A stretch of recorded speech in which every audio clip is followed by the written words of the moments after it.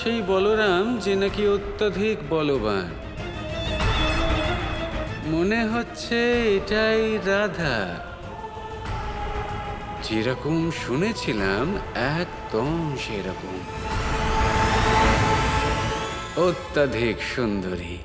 কি নিয়ে ভাবছো কানাই? কিছু বলছো না কেন? কি বলবো? আরে কোথায় গিয়েছিলে, কেন গিয়েছিলে? এদিকে দ্বারকার উপর এত বড় একটা বিপদ ঘনিয়ে আসতে চলেছে, তারই মধ্যে তুমি কোথাও একটা চলে গেলে। এটা কেমন কাজ হলো কানাই? আপনার কি মনে হয় আমি সত্যটা জানি না? আমি জানি শাল্য এবং শুক্রাচার্য মিলে আমাদের বিরুদ্ধে ষড়যন্ত্র করছে। তাহলে এত বড় তথ্য জানা সত্ত্বেও তুমি একেবারেই বিচলিত হলে না কানাই? কানাই, তুমি তো এটা জানো যে শাল্য আর শুক্রাচার্য মিলিত হলে তা সাংঘাতিক শক্তিশালী হতে পারে। ওনাদের বাধা দেওয়া কঠিন হয়ে দাঁড়াবে কানাই। আমি জানি যে শাল্যর কাছে সাক্ষাৎ মহাদেবের বরদান আছে। এত বড় একটা তথ্য জানার পরেও তুমি বিন্দুমাত্র বিচলিত হচ্ছ না কানাই? এতক্ষণে তো দ্বারকার সুরক্ষার জন্য তোমার কোনো উপায় বার করা উচিত ছিল, কিছু করা উচিত ছিল, কিন্তু তোমায় দেখে তো বিন্দুমাত্র চিন্তিত মনে হচ্ছে না। কি যে করি এই মহাশয়কে নিয়ে। কথা বলেই যাচ্ছে এই বলরাম, কথা বলেই যাচ্ছে। কিছু অন্তত করতে হবে, এর মুখ বন্ধ করতে হবে। দাদা, এই মুহূর্তে আমার কাছে কোনো সমাধান নেই, কিন্তু আপনি চিন্তা করবেন না, আমি সবাইকে রক্ষা করব। যা কিছু বিপদ আসবে আপনার ওপর, রাধার ওপর, আমাদের পরিবারের ওপর, দ্বারকার ওপর, বা হয়তো যে কোনো যদুবংশীর ওপর, তাহলে আমি সেই বিপদ দূর করে দেব। শুক্রাচার্য এবং শাল্য তারা যাই করুক না কেন, আমাদের কোনো ক্ষতি করতে পারবে না। এ আমি কথা দিলাম।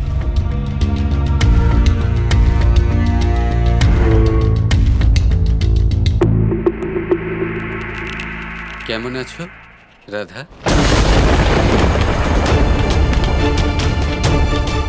শুক্রাচার্য বলেছিলেন যে একমাত্র তুমিই আছো যে আমাকে চিনে ফেলতে পারো।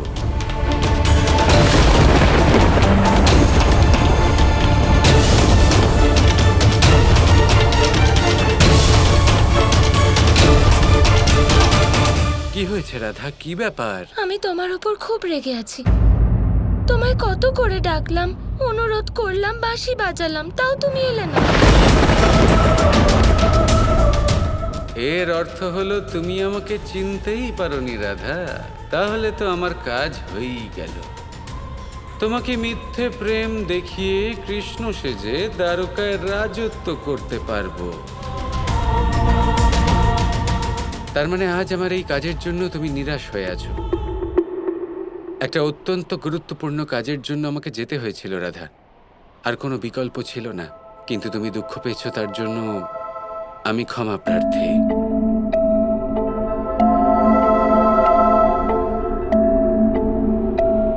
ঠিক আছে কৃষ্ণ, এভাবে সবার সামনে হাত জোর করো না। না, এই সমস্ত সংসারের সামনে নিজের রাধার কাছে ক্ষমা চাইতে আমার কোনো লজ্জা নেই। তুমি হলে আমার প্রেম। আমি বুঝতে পারছি দ্বারকার এই সুরক্ষা ব্যবস্থা নিয়েই তুমি অত্যন্ত চিন্তিত হয়ে আছো।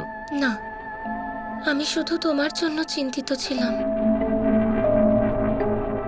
কি অসম্ভব ভালোবাসে রাধা কৃষ্ণকে।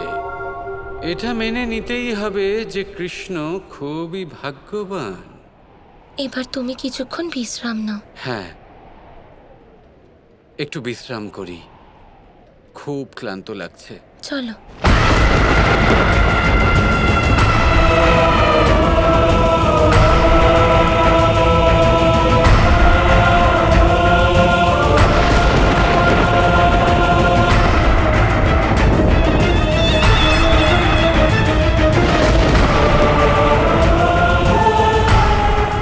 কানাই দ্বারকাকে নিয়ে একটুও চিন্তা করছে না।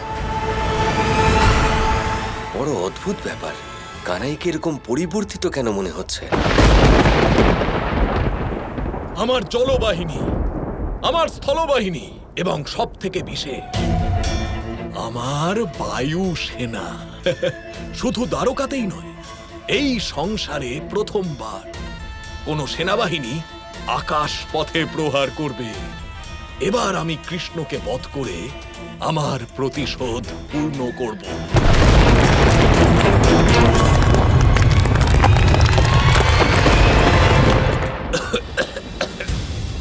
কে এই মূর্খ যে আমার সভায় আক্রমণ করার সাহস করেছে? কে সে? শুধুমাত্র এইটুকু মায়া দেখে ভীত হয়ে গেলে তুমি?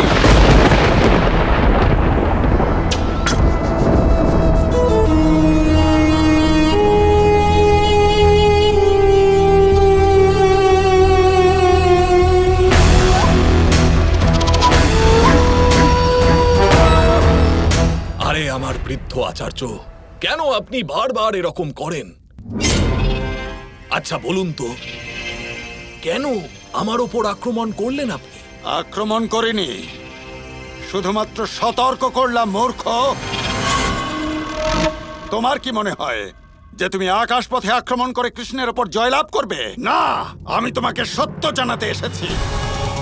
কৃষ্ণের মায়ার সামনে তোমার এই বায়ু সেনা টিকতে পারবে না। এমনি ওই কৃষ্ণ এই সমগ্র সংসারের কর্তা বিধাতা হয়ে বসেনি।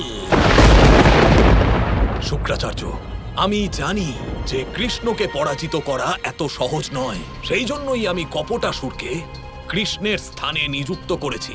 এবার দ্বারকার সমগ্র সেনা কপটাসুরের আদেশ পালন করবে। যদি কৃষ্ণ দ্বারকায় না থাকে তাহলে তার কারণ কেবলমাত্র একটাই, ওর ইচ্ছা।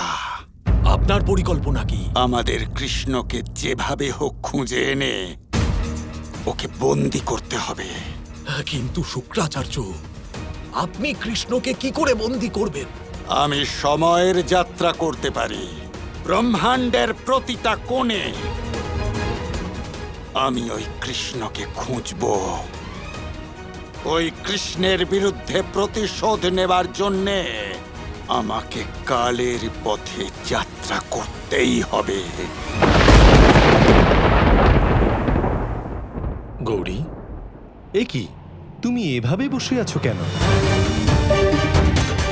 আপনার জন্য, আপনার বরদানের জন্য সমগ্র দ্বারকায় বিপদ আসতে চলেছে। ওই কপটাসুর স্বয়ং কৃষ্ণ সেজে দ্বারকায় চলে এসেছে। এবার দ্বারকাকে কে রক্ষা করবে? কিন্তু গৌরী, দ্বারকার রক্ষা তো শ্রীকৃষ্ণের দায়িত্ব। আমি তাতে হস্তক্ষেপ কি করে করতে পারি? যদি আপনি দ্বারকাকে রক্ষা করতে নাই পারেন, তাহলে শাল্যর মতো দুষ্টকে আপনি এইরকম বর কেন দিলেন? গৌরী,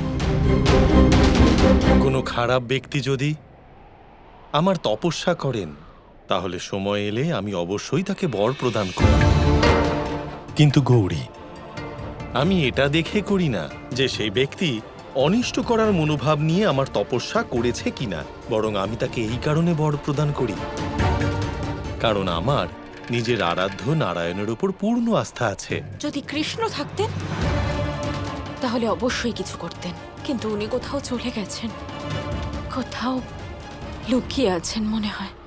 গৌরী, যখন ঠিক সময় আসবে তখন আমার আরাধ্য যদুবংশ এবং দ্বারকাকে রক্ষা করার নিজের প্রতিজ্ঞা পালনের জন্য অবশ্যই প্রস্তুত হবেন। আমি কিচ্ছু জানি না। যতক্ষণ না আপনি আর কৃষ্ণ দ্বারকাকে সংকট মুক্ত করছেন, ততক্ষণ আমি কারোর সাথে কোনো কথা বলতে চাই না। গৌরী, শোনো তো।